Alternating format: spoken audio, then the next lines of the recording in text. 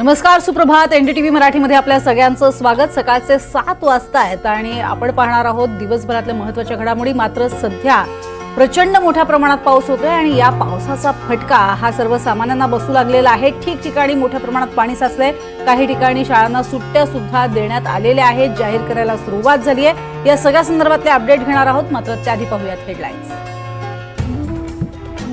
मुंबईमध्ये मुसळधार पाऊस, ठिकठिकाणी पाणी साचलं. ठाण्याहून मुंबईला येणाऱ्या लोकल प्रभावित. मध्य रेल्वे उशिरानं.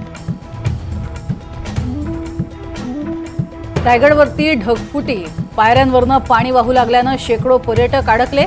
प्रशासनाकडनं पर्यटकांची सुटका.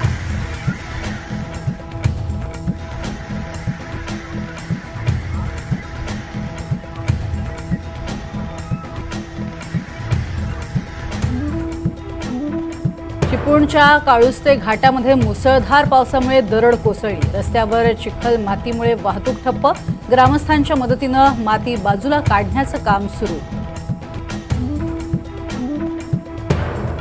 वरळी हिट अँड रन प्रकरणी आरोपीचे वडील राजेश शहा आणि चालकाला वरळी पोलिसांकडून अटक. आरोपी मिहीरच्या शोधार्थ 4 पथकं रवाना. 13 जुलैची डेडलाईन पाळा. परभणीतनं जरांगेंचा सरकारला इशारा. गोरगरीब मराठ्यांच्या लेकरांसाठी बलिदान देण्यास तयार, जरांगेंचा निर्धार. पुरी जगन्नाथ यात्रेदरम्यान श्वास गुदमरून एकाचा मृत्यू. रथ ओढत असताना अचानक चेंगराचेंगरी. जम्मू काश्मीरच्या कुलगाममध्ये चकमकीत 6 दहशतवाद्यांचा खात्मा तर 2 जवानांना वीरमरण.